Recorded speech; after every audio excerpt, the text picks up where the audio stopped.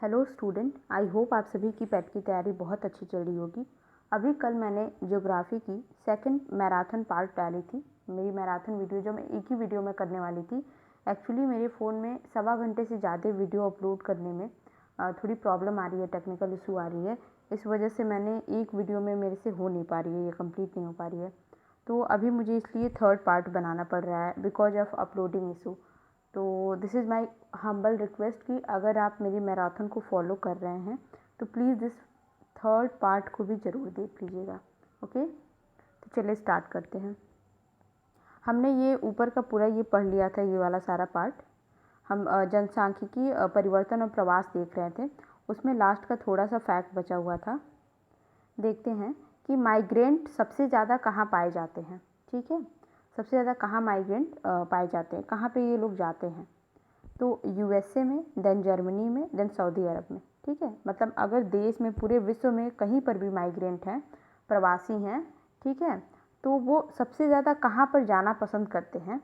तो उनका क्रम है, सबसे पहले वो यूएसए को प्रीफर करते हैं, फिर जर्मनी को, फिर सऊदी अरब। और ऑलरेडी कहाँ पे सबसे ज़्यादा माइग्रेंट पाए जाते हैं, तो वो यूरोप कॉन्टिनेंट है। ठीक है, यूरोप पे सबसे ज़्यादा माइग्रेंट पाए जाते हैं, प्रवासी। ठीक है, और अगर पूछता है क्वेश्चन कि माइग्रेंट सबसे ज़्यादा कहाँ पर हैं, किस कंट्री में, किस कॉन्टिनेंट में, किस जगह पे जो है माइग्रेंट सबसे ज़्यादा हैं, तो इंडिया में। देखिए, हमारा इंडिया नंबर 1 पे है। इंडिया में सबसे ज़्यादा माइग्रेंट है, और फिर मैक्सिको में, और देन रसिया में। ठीक है, तो ये 3 चीज़ आप अच्छे से याद कर लीजिएगा इसको।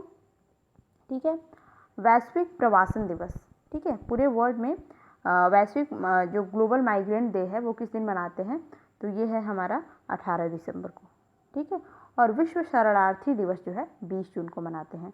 तो यहाँ पे हमने ये वाला टॉपिक कंप्लीट कर लिया है, जनसांख्यिकी परिवर्तन एवं प्रवास वाला। ठीक है, अभी हम देख लेते हैं जो अर्थ से रिलेटेड हमारे क्वेश्चन बनते हैं, मौसम वाले, ये जलवायु सिस्टम से। तो हमने ये यहाँ पे हम अर्थ के बारे में थोड़ा देख लेते हैं, इससे भी क्वेश्चन बनते हैं। देखिए, जैसे कि हम अर्थ को देख रहे हैं, इसमें एक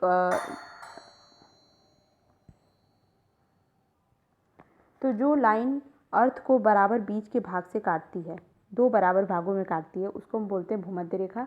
0 डिग्री अंश पे बोलते हैं। और अर्थ को जो ऊपर का भाग, जैसे एक अर्थ पूरा है गोल, अब इसको अगर आधे भाग में काट देंगे तो इसको बोलेंगे उत्तरी गोलार्ध, और इसको बोलेंगे दक्षिणी गोलार्ध। ठीक है, तो अगर हम उत्तरी गोलार्ध में 23.5 अंश तक जाते हैं ऊपर, तो उसको हम बोलते हैं, इस बिंदु को बोलते हैं हम कर्क रेखा। ठीक है, और उसके नीचे जो 23.5 अंश तक रेखा होती है, उसको हम बोलते हैं मकर रेखा। अगर हम यहाँ से काटते हैं तो ये इतना जो 0 से लेके नीचे तक 23.5 अंश तक जो है मकर रेखा होती है। ठीक है, और इसके बीच में कैसा मौसम पाया जाता है, कैसी जलवायु पाई जाती है, तो वो उष्णकटिबंधीय जलवायु पाई जाती है। फिर अगर हम ऊपर की तरफ 66.5 डिग्री तक बढ़ते हैं, तो वहाँ हमको कैसी जलवायु मिलती है, शीतोष्ण कटिबंध मिलती है। ठीक है, शीत जलवायु मिलती है। और वैसे ही नीचे भी 66.5 डिग्री नीचे आते हैं, तो यहाँ पर भी हमको शीतोष्ण कटिबंध जलवायु मिलते हैं। और अगर हम एकदम टॉप पे जाते हैं, यहाँ पे एकदम 0 डिग्री पे, तो यहाँ क्या मिलता है, यहाँ पे आपको एकदम आइस, जमी हुई बर्फ वाली जलवायु मिलती है, तो इसको हम बोलते हैं पोलर। ठीक है, ध्रुवीय। और 0 डिग्री जो हम बीच की बात करें अगर देशांतर को, तो हम उसको ग्रीनविच रेखा बोलते हैं। और इससे 180 डिग्री तक इधर हमको जलवायु देखने को मिलती है, और 180 डिग्री इधर, ये पूरा अर्थ हमारा कवर हो जाता है। यानी कि टोटल अर्थ जो है 360 डिग्री तक, मतलब हम घूमेंगे इसमें, अगर यहाँ से स्टार्ट करते हैं, फिर अगेन ऐसे घूमते हुए यहाँ आते तो 360 डिग्री तक कंप्लीट होता है। ठीक है, और अर्थ को बीचों बीच से काटने वाली लंबवत रेखा जो होती है, उसको हम बोलते हैं 0 डिग्री देशांतर, यानी कि ग्रीनविच रेखा। ठीक है, ग्रीनविच रेखा। और ये तो हम जानते ही हैं कि अर्थ में जो ऐसे लंबवत रेखा होती है, उसको हम देशांतर बोलते हैं। जो जिनके बीच में सबसे एकदम, जो अगर बीच में अर्थ में आते हैं, तो वहाँ पे देशांतर की, एक देशांतर के बीच में, एक दूसरे के बीच में सबसे ज़्यादा गैप होता है। पर जैसे ये ऊपर की तरफ जाते हैं, इनके बीच के गैप जो है क्या होते हैं, कम होने लगते हैं। पर अक्षांश में क्या होता है, इसमें कभी भी गैप कम अधिक नहीं होते, इसमें एकदम बराबर रहता है। ठीक है, ओके। और अब हम देखते हैं अर्थ के रोटेशन से संबंधित जो क्वेश्चन आते हैं, दिन रात वाले, फिर देखिए, ये हम जानते हैं कि जो हमारा अर्थ होता है वो सूर्य के चारों तरफ एक दीर्घवृत्ताकार कक्षा में जो है गति करता है, ठीक है, इलिप्टिकल वे में गति करता है। तो एज वी नो कि हमारा अर्थ जो है इसमें क्या है, ये नॉर्थ पार्ट है, ये साउथ पार्ट है। तो जब ये इस तरह से मूव करता है तो कभी क्या होता है, कभी साउथ पार्ट जो है सूर्य की तरफ जाता है, ठीक है, सूर्य की तरफ पड़ता है। तो साउथ पार्ट में जब सूर्य की रोशनी पड़ती है तो वहाँ पे क्या होता है, गर्मी पड़ती है, और नॉर्थ पार्ट पे तब अंधेरा होता है तो वहाँ पे क्या होती है, ठंडी होती है। तो उस पॉइंट में हमारे वहाँ क्या होता है, विंटर सोलेस्टिक यानी शीत अयनांत होता है। और 21 या 22 दिसंबर को जो है विंटर सोलेस्टिक पड़ता है, ठीक है। और दक्षिणी गोलार्ध में उस दिन जो है सबसे बड़ा दिन होता है, क्योंकि सूर्य जो है, सूर्य की रोशनी दक्षिणी गोलार्ध में पड़ती है। और ये दिन कब होता है, 21 दिसंबर या फिर 22 दिसंबर को, ठीक है। और वहीं हमारे यहाँ, मतलब हम उत्तरी गोलार्ध में हैं, तो हमारे वहाँ दिन छोटा होता है ठंडियों के दिन में, ठीक है। और उसी तरह से मूव करते हुए क्या होता है, जब अर्थ इस तरह से मूव करता है कि अर्थ का जो नॉर्थ वाला गोलार्ध है वो सूर्य की रोशनी में आता है, मतलब जहाँ पे हम रहते हैं, इंडिया जहाँ पे पड़ता है, तो वहाँ पे उत्तरी गोलार्ध में तब सबसे बड़ा दिन पड़ता है, और वो होता है जून में, 21 जून को सबसे बड़ा दिन होता है, ठीक है। और इस पॉइंट को हम क्या बोलते हैं, समर सोलास्टिक यानी ग्रीष्म अयनांत, ठीक है। इधर शीत अयनांत है, इधर ग्रीष्म अयनांत है। और एक पॉइंट ऐसा आता है जब गोलार्धों में क्या होता है, दिन और रात बराबर होता है, ठीक है। तो इसको हम बोलते हैं इसको हम बोलते हैं वर्नल इक्विनॉक्स, ठीक है। और ये 2 डेट में आता है, एक तो 21 मार्च को होता है और एक 23 सितंबर को। तो 23 सितंबर और 21 मार्च को क्या होता है, दिन और रात बराबर होते हैं। इससे पिछले बार आपके पेपर में भी क्वेश्चन आया हुआ है, ठीक है। अब हम कुछ फैक्ट देख लेते हैं जो बहुत इंपॉर्टेंट है। जैसे पूरे वर्ल्ड की अगर झीलों का क्रम देखें तो पूरे वर्ल्ड में सबसे बड़ा झील कौन सा है, कैस्पियन झील है, फिर विक्टोरिया झील है, फिर आइरे है, फिर लडोगा है, फिर सुपीरियर है, एंड देन टिटिकाका है, ठीक है। इसके पहले मैंने सब बताया है कि कौन सा झील किस महाद्वीप में पड़ेगा, ये सारा मैंने ऊपर पिछले वीडियो में एक्सप्लेन किया है, तो वो आप देख सकते हैं। अगर क्वेश्चन पूछता है कि विश्व की सबसे खारे पानी की झील कौन है, ठीक है, खारे पानी की सबसे बड़ी झील अगर पूछेगा तो उसका आंसर हो जाएगा कैस्पियन सी, ठीक है।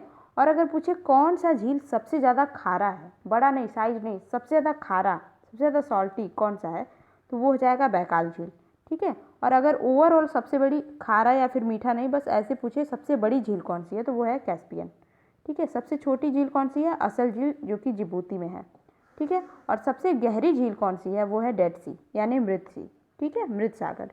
और सबसे ऊंची झील का अगर क्वेश्चन आता है तो उसका आंसर हो जाएगा ओजोस, ठीक है। अगर हम द्वीप की बात करें तो पूरे वर्ल्ड में सबसे बड़ा द्वीप है ग्रीनलैंड, उसके बाद New Guinea, Papua Guinea New Guinea के पास है, तो New Guinea, then Borneo, then Madagascar, ठीक है।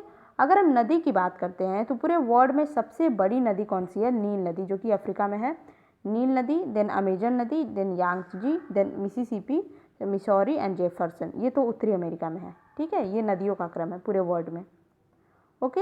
यहाँ पे हमने पूरा सिलेबस कंप्लीट कर लिया। अभी मैंने थोड़ा सा अलग से कुछ दर्रों का नाम दिया है क्योंकि आपके पेपर में दर्रे से क्वेश्चन आए हुए हैं, ठीक है। अगर हम जोजिला दर्रे की बात करें, जोजिला जस्कर दर्रा जो है, तो ये श्रीनगर और लेह के बीच में है, ठीक है। जोजिला दर्रा जो है श्रीनगर और लेह के बीच में है, इन दोनों को जोड़ता है, ठीक है। उसी तरह से पीर पंजाल पनिहाल, ठीक है, जवाहर सुरंग, ये सारे के सारे आपको जम्मू कश्मीर और श्रीनगर में मिलेंगे, ठीक है। किनको जोड़ते हैं ये, जम्मू कश्मीर और श्रीनगर को, ठीक। उसी तरह से जो सिपकीला दर्रा है, सिपकीला दर्रा जो है हिमाचल प्रदेश और शिमला को जोड़ता है, ठीक है। हिमाचल प्रदेश, शिमला और तिब्बत को भी, अंतर्राष्ट्रीय एक तरह से है, ठीक है। उसी तरह से थांगला दर्रा जो है ये उत्तराखंड और कुमाऊं को जोड़ता है, उत्तराखंड और कुमाऊं को जोड़ता है, ठीक है। माना दर्रा जो है ये इंडिया और तिब्बत को जोड़ता है। और लिपुलेख दर्रा जो कि काफ़ी चर्चे में भी था करंट अफेयर में, तो ये उत्तराखंड, इंडिया और चाइना, इन तीनों को जोड़ता है, ठीक है। माना लिपुलेख, ये सारे के सारे, नीति दर्रा, ये सब वहीं पे उत्तराखंड के आसपास है। नाथुला दर्रा जो है ये सिक्किम के पास है और ये इंडिया और चाइना को भी जोड़ता है, ठीक है। और ये थोड़ा डिस्प्यूटेड भी रहा है, पहले ये 1962 तक, जब युद्ध हुआ था उसके बाद तक ये बंद था, 1962 से बंद हुआ था। और ये खुला कब है, ये 6 जुलाई 2006 को ये जाके ओपन हुआ है, नाथुला दर्रा, ठीक है। ये थोड़ी खासियत है इसकी। अगर पूछता है जेलेपला दर्रा, तो जेलेपला दर्रा जो है सिक्किम और इंडिया को जोड़ता है। और उसी तरह से बोमडिला दर्रा जो है ये आंध्र प्रदेश और लहासा को जोड़ता है, सॉरी अरुणाचल प्रदेश और लहासा को दर्रा है, और लहासा और अरुणाचल प्रदेश को जोड़ता है। और बूमला दर्रा जो है ये भी आंध्र प्रदेश को ही, सॉरी अरुणाचल प्रदेश को जोड़ता है। जैसे जितने भी दर्रे हैं वो इंडिया में जो है पर्वतीय इलाकों में ही देखने को मिलेंगे, नीचे तो बिल्कुल नहीं मिलेंगे। तो ऊपर अगर ऑप्शन में आपको आंध्र प्रदेश या फिर साउथ की कोई चीज़ें दिखती हैं तो वो आंसर नहीं होगा, क्योंकि लगभग सारे के सारे दर्रे ऊपर ही मिलेंगे आपको। ठीक है, तो मैप अच्छे से आप कर लीजिएगा।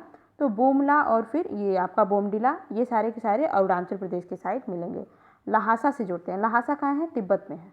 ठीक है, और एक दो घाट है जो बहुत इंपॉर्टेंट है, इसलिए मैंने नोट कर लिया है, थालघाट, भोरघाट और पालघाट। ये आपको कहाँ मिलेंगे? तो थालघाट और भोरघाट जो है ये तो महाराष्ट्र में मिलेंगे, और जो पालघाट है वो केरला में मिलेगा। ठीक है, एक दीफू है, दीफू भी एक दर्रा है जो कि म्यांमार और इंडिया को जोड़ता है। म्यांमार मतलब इधर साइड जो इंडिया से जुड़ती है ना, यहाँ पे नागालैंड, मणिपुर, मिजोरम साइड, तो यहाँ पे म्यांमार है इधर। तो म्यांमार के और इंडिया के बीच में भी एक दर्रा है जिसका नाम है दीफू दर्रा, है ना। और एक मिनट, यहाँ भी कुछ दर्रा मैंने लिखा है। तो रोहतांग दर्रा और नीतीला दर्रा और मुलिंग दर्रा। ठीक है, क्या? रोहतांग, फिर नीति दर्रा एंड मुलिंग दर्रा, ये तीनों के तीनों आपको उत्तराखंड में देखने को मिलेंगे। ठीक है, उत्तराखंड में देखने को मिलेंगे। इसमें ऑप्शन आप अगर एलिमिनेट कर लेंगे तो आपका क्वेश्चन गलत नहीं होगा, क्योंकि ऑप्शनल क्वेश्चन है, आप कर लेंगे अगर आपको एक भी अच्छे से आ जाएगा। ये मैंने कुछ लिखा है कि जो हमारा, अगर आप इंडिया का मैप देखेंगे इस तरह से, तो यहाँ पे आपको लक्षद्वीप में लिखा है, छोटे छोटे से जो आइसलैंड देखने को मिलते हैं, फिर इधर आपका अंडमान निकोबार। तो कभी कभी क्वेश्चन बनता है कि ये कितने डिग्री अक्षांश पे पाए जाते हैं, है ना। तो जो हमारा मालदीव और मिनिकॉय है ये 8 डिग्री चैनल बनाता है। ठीक है, 8 डिग्री अक्षांश पे पाए जाते हैं, तो हम इनको बोलते हैं कि ये 8 डिग्री चैनल है। ठीक है, इसको मैंने शॉर्ट ट्रिक लिखा था मामी, मतलब कि मालदीव और मिनिकॉय, इनके बीच में कितने डिग्री का अक्षांश है? तो 8 डिग्री का। उसी तरह से लक्ष्मी मतलब बनाया था, मतलब कि लक्षद्वीप और अमिनिकॉय, इनके बीच में कितना है? 9 डिग्री का चैनल बनता है। ठीक है, उसी तरह से अगर हम स्मॉल अंडमान की बात करें और कार निकोबार, ठीक है, तो उनके बीच में छोटी कार इसको बोलते हैं इस तरह से, इनके बीच में जो है 10 डिग्री चैनल बनता है। ठीक है, ओके, तो ये हमने यहाँ पे कंप्लीट कर लिया है। ये अंडमान के स्ट्रक्चर में ये देखने को मिलता है इस तरह से। जब अंडमान है उसमें होता है नॉर्थ सबसे पॉइंट होता है, इसके ऊपर सैडल पीक पाया जाता है। ठीक है, यहाँ पे हमने लगभग सारी चीज़ें कंप्लीट कर ली हैं। और एक मैंने और पॉइंट लिखा था, जैसे कि क्या होता है, यूरोप में एक सी पाई जाती है, बाल्टिक सी। तो कभी कभी क्वेश्चन बनता है उसके चारों तरफ की कंट्रीज़ को पूछ देता है, तो उसको हम बोलते हैं बाल्टिक कंट्री। तो बाल्टिक कंट्री में कौन कौन से देश आते हैं? तो लिथुआनिया, लताविया, फिनलैंड और एस्टोनिया। ठीक है, ये यहाँ पे कट गया। ठीक है, ये वैसे पूछा नहीं है कभी, बट स्टिल मैं लिखा है मैंने यहाँ पे, तो मैंने सोचा बता देती हूँ। ठीक है, हमने यहाँ पे लगभग पूरा चीज़ कंप्लीट कर लिया है। अच्छा, कुछ और भी नीचे रह गया क्या? यस, और ये हमने इंडियन ज्योग्राफी में पढ़ा था। कुछ इंपॉर्टेंट चीज़ें हम बता देते हैं। यहाँ पे थोड़ा सा बच गया था, मैंने लिखा है इंडियन सब कॉन्टिनेंट यदि बोलता है, मतलब अगर इंडियन महाद्वीप बोलता है तो उसका मतलब केवल इंडिया नहीं होता है, उसमें 5 कंट्रीज आती हैं, मतलब पाकिस्तान, नेपाल, भूटान, बांग्लादेश और इंडिया। मतलब कभी कभी क्वेश्चन घुमा के बोल देगा भारतीय उपमहाद्वीप में ये चीज़ें हैं, तो हम उसको केवल भारत समझ के आंसर देने लगे तो क्वेश्चन गलत हो जाएगा। भारतीय उपमहाद्वीप मतलब उसमें पाकिस्तान है, नेपाल है, भूटान है, बांग्लादेश है और इंडिया है। तो इसका शॉर्ट ट्रिक मैंने बनाया था PNB2I, मतलब P for Pakistan, N for Nepal, B2 में क्या हो जाएगा? एक बांग्लादेश, एक भूटान और एक इंडिया तो हमारा है। ठीक है, इंडिया की बात करें इस तरह से, तो इंडिया का जो कोस्टल लाइन है वो कितने किलोमीटर का है? 6100 किलोमीटर का है। और जो इंडिया का मेन लैंड है वो कितने किलोमीटर का है? 7517 किलोमीटर का है। टोटल होल मिला के 11,600 समथिंग होता है। ठीक है, और इंडिया जो हमारा है ये थोड़ा टेपर्ड है, मतलब झुका हुआ है। और इंडिया की अगर हम नेबरिंग कंट्री की बात करें, जल स्थल सब मिला के, तो टोटल 9 होते हैं, कहीं कहीं 8 भी देखने को मिलता है। जो चाइना है, भूटान है, नेपाल है, पाकिस्तान है, बांग्लादेश है, म्यांमार है, अफगानिस्तान है, श्रीलंका और मालदीव है। अगर जली वाला देखते हैं तो अगर इन सब में से सबसे छोटा पूछता है, सबसे छोटा पड़ोसी देश इंडिया का कौन सा है, तो मालदीव है, ये जलीय में है। अगर वाटर बॉडी को हटा के पूछे, केवल पूछे स्थलीय में भारत की सबसे छोटी पड़ोसी देश कौन सी है, तो वो है अफ़गानिस्तान। ठीक है, तो यहाँ हमने पूरा होल कंप्लीट कर लिया, पूरा हमने ज्योग्राफी का पूरा कंप्लीट कर लिया है। आप मैराथन की फर्स्ट और second and then this part को ज़रूर देख लीजिएगा। ओके, तो पढ़ाई करते रहिए। Best of luck.